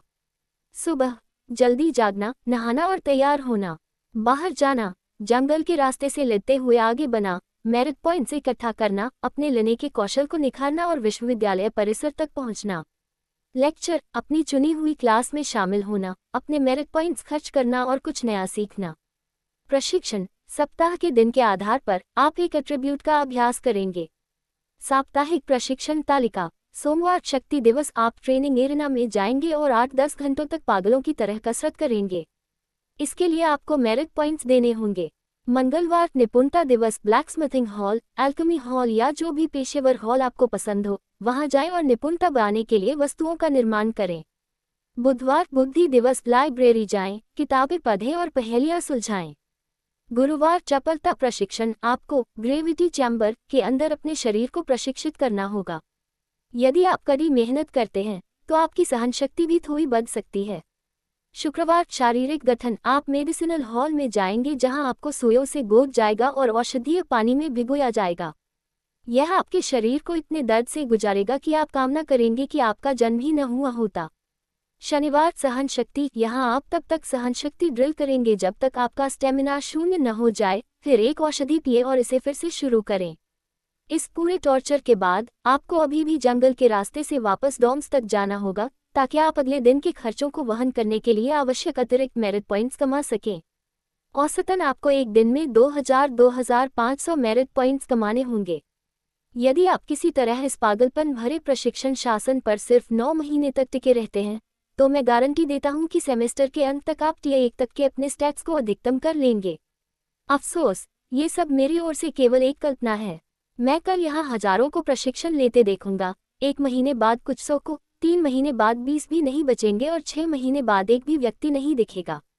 प्रिंसिपल ने ये कहते हुए क्लास के हाव भाव देखे। उन्होंने देखा कि कई छात्रों की आंखों की वह चमक गायब हो गई जो तब आई थी जब उन्हें पता चला था कि एक आदर्श योद्धा उच्च टियर वाले विरोधियों से आसानी से लड़ सकता है। हर साल वे यही भाषण देते थे और हर साल नतीजा वही निकलता था। हर कोई शक्ति चाहता था, लेकिन उसके लिए कड़ी मेहनत कोई नहीं करना चाहता था। प्रिंसिपल ने अपनी घड़ी देखते हुए कहा, 5 मिनट बचे हैं, क्या किसी को कोई शंका है? उन्होंने कुछ सेकंड इंतजार किया। उन्हें संदेह था कि कोई कुछ पूछेगा, लेकिन तभी भीड़ में से चौंकाने वाले ढंग से एक हाथ उठा। पूरी क्लास का ध्यान उस लड़के पर गया जिसने हाथ उठाया था। वह पहली पंक्ति में बैठा था, जिसका मतलब था कि वह क्लास में बहुत जल्दी पहुंच गया होगा। लड़के के बाल सुनहरे थे, त्वचा चॉकलेट जैसी भूरी थी और वह किसी विदेशी मॉडल जैसा दिख रहा था। वह इंसान था, लेकिन पृथ्वी से नहीं लग रहा था। हाँ, प्रिंसिपल ने पूछा, सर, रविवार के लिए सबसे अच्छी गतिविधि क्या है? आपने सोमवार से शनिवार तक का तो बता दिया, लेकिन रविवार छूट गया। प्रिंसिपल ने कुछ देर तक लड़के के चेहरे के भावों को पढ़ा। उन्होंने ये देखने की कोशिश की कि क्या वह मजाक कर रहा है या केवल विदूषक बनने की कोशिश कर रहा है, लेकिन जब उन्होंने पाया कि उसका चेहरा गंभीर है और कोई गलत इरादा नहीं है, तो प्रिंसिपल मुस्कुराए और बोले, रविवार की सुबह प्रैक्टिकल कॉम्बैट क्लास होती है। जो कोई भी लड़ना चाहता है, उसे विश्वविद्यालय के एक निगरानी वाले एरिना में लेने का मौका मिलता है और योग्य प्रोफेसरों द्वारा उस लड़ाई पर सुझाव दिए जाते हैं। रविवार की शाम को मैं सुझाव दूंगा कि आप विश्वविद्यालय से बाहर मॉर्निंग स्टार या ब्लू स्टार ग्रह पर जाएं। जहां भी आपको अनुमति हो, वहां एक मर्सिनरी गिल्ड भाड़े के सैनिकों का संघ में शामिल हों और एफ और ए रैंक के मिशन पूरा करने पर ध्यान केंद्रित करें। ऐसे मिशन जिनमें 2-5 घंटे से अधिक न लगे। समाज के भीतर और मर्सिनरी दुनिया कैसे काम करती है, इसमें अपना कदम रखें, यह आपको बहुत मदद करेगा। ठीक है, धन्यवाद, लड़के ने कहा। उसने प्रिंसिपल को झुककर प्रणाम किया और अपनी सीट पर बैठ गया। ऐसा लग रहा था कि वह प्रिंसिपल द्वारा सुझाए गए इस रूटीन को पूरा करने के लिए पूरी तरह से कृतसंकल्प है। आरव और माया क्लास से बाहर निकले, उनका दिमाग पूरी तरह से चकरा गया था। दोनों खामोशी में चल रहे थे और आदर्श योद्धा के मार्ग पर चलने के लाभ और हानि का आकलन कर रहे थे। देखो, ये माया द ब्लडलेस और द हाउंड हैं। भागो, ये वही खतरनाक कुत्ता है, वह अंगरक्षक जिसे माया अपने साथ रखती है। यह पागल जादूगर है जो बिना रुके फायर स्पेल दागता है। इसकी खून की प्यासी आंखों को देखो, ये निश्चित रूप से पागल है। ये हाउंड कितना सेक्सी दिखता है, मुझे इसका बच्चा चाहिए। चुप रहो, तुम एक लड़के हो, बकवास बंद करो। गलियारे में मौजूद सभी लोग उनके गुजरते ही गपशप करने लगे। मात्र 2 दिनों में ये जोड़ी विश्वविद्यालय के भीतर काफी लोकप्रिय हो गई थी। तो क्या तुम इस मार्ग का अनुसरण करोगी? आरव ने पूछा। माया ने कुछ देर अपनी गर्दन खुजलाए और फिर कहा, नहीं, मैं पहले से ही टियर 1 हूँ। मुझे नहीं लगता कि यह मेरे लिए उपयुक्त है। जहाँ तक मैं समझती हूँ, टियर 2 और टियर 3 के स्तर पर इसे जारी रखना और कठिन है, और हम हमेशा विश्वविद्यालय के भीतर नहीं रहेंगे। असल दुनिया में ट्रेनिंग रूम नहीं होंगे, तो ये तरीका अपनी व्यावहारिकता खो देगा। तुम्हारा क्या विचार है? मैं शायद इसके लिए जाऊंगा। ये कठिन लगता है, लेकिन रोमांचक भी। भविष्य में जो होगा सो होगा, पर कम से कम अभी के लिए मैं इस मार्ग पर चलने की कोशिश करना चाहता हूँ, आरव ने जवाब दिया। माया ने सिर हिलाया, वह आरव की पसंद का सम्मान करती थी। दोनों अभी छोटी छोटी बातों पर चर्चा कर ही रहे थे कि महिलाओं के एक समूह ने उन्हें बीच में रोक दिया। माया द ब्लडलेस, द हाउंड। मैं शर्लिन हूँ, एक विच, और यह मेरी योद्धाओं की टीम है। मैं यहाँ तुम दोनों को अपनी टीम में भर्ती करने आई हूँ ताकि हम इस विवि पर विजय प्राप्त कर सकें। दिलचस्पी नहीं है, माया ने रूखेपन से जवाब दिया। उसने उस महिला से कंधा टकराया और आगे बढ़ गई, जिससे आरव अवाक रह गया। मैं अब आए, आरव ने अजीब तरह से उस समूह के सामने से कदम बढ़ाया और तेज कदमों से माया के पीछे भागा। उसे अपने टीममेट का यह अंदाज पसंद था, लेकिन उसे ये भी लगा कि वह बाहरी लोगों के प्रति बहुत ठंडी है। जब आरव आखिरकार उसके पास पहुंचा, तो माया ने कहा, टियर 0 के कमजोरों का झुंड है, इनके साथ टीम बनाने का कोई फायदा नहीं। आरव कुछ नहीं बोला और खामोशी से चलता रहा। उसने मन में सोचा, लेकिन मैं भी तो टियर 0 ही हूँ। तुम उस चॉकलेट बॉय के बारे में क्या सोचते हो आरव, जिसने क्लास में सवाल पूछा था? माया ने पूछा। पता नहीं, वह लगता टीचर का चमचा जैसा लगा। पहली बेंच पर बैठना, सवाल पूछना मुझे नहीं पता, वह मेरी तरह का इंसान नहीं है, आरव ने जवाब दिया। उस बच्चे के प्रति उसकी कोई खास राय नहीं थी, न वह उसे पसंद था न नापसंद। वह खास है, उस पर नजर रखना, माया ने कहा। आरव इस जवाब से हैरान रह गया। वह खास क्यों है? आरव ने जिज्ञासा से पूछा। क्योंकि मेरा अंतर्मन ऐसा कहता है, और इसलिए भी क्योंकि जब तुम उसे निरीक्षण करने की कोशिश करते हो तो स्पेल काम नहीं करता, माया ने जवाब दिया। माया की इस टिप्पणी के बाद आरव तुरंत उस लड़के को नापसंद करने लगा। वह बच्चा होता कौन है जिसे उसकी सहेली खास कहे? आरव ने मन ही मन कसम खाई कि मौका मिलते ही वह उसे उसकी औकात दिखाएगा। इसके बाद आरव और माया अलग हो गए। उन्होंने रात 10:50 बजे मिलने का फैसला किया, क्योंकि माया लाइब्रेरी देखना चाहती थी और आरव कैंपस घूमना चाहता था। शाम के लेक्चर में अभी काफी समय था। लोग अपनी टीम में शामिल होने के अनुरोधों के साथ आरव को घेर रहे थे। हालांकि उसे यह समझ नहीं आ रहा था कि सब उसे हाउंड, खतरनाक कुत्ता या पागल जादूगर जैसे नामों से क्यों बुला रहे हैं। उसे जल्द ही जवाब मिल गया जब उसने यूनिवर्सिटी फोरम पर नंबर 1 पोस्ट देखी। साला, आरव ने मन ही मन कोसा। ये घटना उसके लो प्रोफाइल रहने की योजना के लिए बहुत बुरी थी। शुक्र है कि उसने ब्लड मैनिपुलेशन का इस्तेमाल नहीं किया और न ही उन सब के मरने तक अपना मास्क उतारा, वरना आज उसकी पहचान उजागर हो जाती। बाल बाल बचे, नोवा ने कहा। आरव ने सहमति दी। वाकई यह एक करीबी मामला था। जब आरव ने खुद को मास्क के नीचे से लार टपकाते और अपनी जानवरों जैसी भारी आवाज सुनी तो उसे खुद पर शर्म आई। लेकिन जैसे ही वह ये वीडियो देख रहा था, एक कागज की पर्ची उसके पैर से टकराई। आरव ने चारों ओर देखा और एक कैट बीस्ट लड़की को अपनी ओर मुस्कुराते हुए पाया। उसने झुककर पर्ची उठाई। पर्ची पर लिखा था, क्यों न तुम मुझे बाथरूम में एक क्विकी के दौरान अपनी जंगली चालें दिखाओ, हॉटी।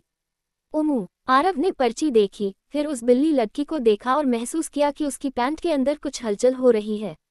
वह कोई संत नहीं था और अगले लेक्चर से पहले काफी समय बचा था, इसलिए वह निश्चित रूप से इस प्रस्ताव को मना नहीं करने वाला था। लड़की के पास जाकर आरव ने अपनी सबसे मर्दाना आवाज में कहा, चलो। कैट बीस्ट लड़की खुशी से चहक उठी। वह बहुत प्यारी आवाज थी जिसने आरव को और भी उत्साहित कर दिया। दोनों विश्वविद्यालय के एक सुनसान कोने की ओर चले गए। अचानक आरव को वह वीडियो अब उतना बुरा नहीं लग रहा था। आखिरकार सही तरह के लोग उससे आकर्षित जो हो रहे थे। इस बीच माया लाइब्रेरी नहीं गई थी। उसने आरव से झूठ बोला था। वह उसे यह नहीं बताना चाहती थी कि वह सोहन से मिलने जा रही है। अगर वह लाइब्रेरी जाना भी चाहती तो उसके पास केवल 30 मेरिट अंक थे जो प्रवेश के लिए पर्याप्त नहीं थे। यह एक स्पष्ट गलती थी जिसे आरव पकड़ने में चूक गया। माया ने सोहन को फर्श पर झाड़ू लगाते हुए पाया। वह अपना काम करते हुए मुस्कुरा रहा था। तुम इस मुस्कान के साथ बेवकूफ लग रहे हो, माया ने कहा। तुम अपने गुस्से के साथ बेहद खूबसूरत लग रही हो, सोहन ने जवाब दिया। छोड़ो ये सब, मैं रावण आरव के लिए यहाँ आई हूँ। उसकी तृप्ति किसी कारण से बहुत तेजी से गिरती है, मुझे चिंता हो रही है, माया ने कहा। सोहन ने झाड़ू से नजरें ऊपर उठाई और माया को एक हैरान कर देने वाली नजर दी। ओहो, कच्चा प्यार। माया का चेहरा तुरंत लाल हो गया। उसने कहा, नहीं बेवकूफ, इसे गंभीरता से लो। सोहन ने सिर हिलाया और कहा, ठीक है, मैं उसकी रक्तापूर्ति बढ़ा दूंगा। उस पर नजर रखना जारी रखो। सुनिश्चित करो कि वह हर सुबह खून की एक थैली पिए। फिलहाल के लिए इतना काफी होना चाहिए। माया ने पूछा, तुम्हें आज सुबह के बारे में पहले से ही पता है ना? सोहन मुस्कुराया। ओह, मैं वहीं पेड़ की एक टहनी पर बैठकर तुम दोनों को लिपटे हुए देख रहा था और सेब खा रहा था। माया ने सोहन को अपनी दोनों बीच की उंगलियां दिखाईं और गुस्से में वहां से चली गई। उसे चिढ़ाने में सोहन का कोई मुकाबला नहीं था।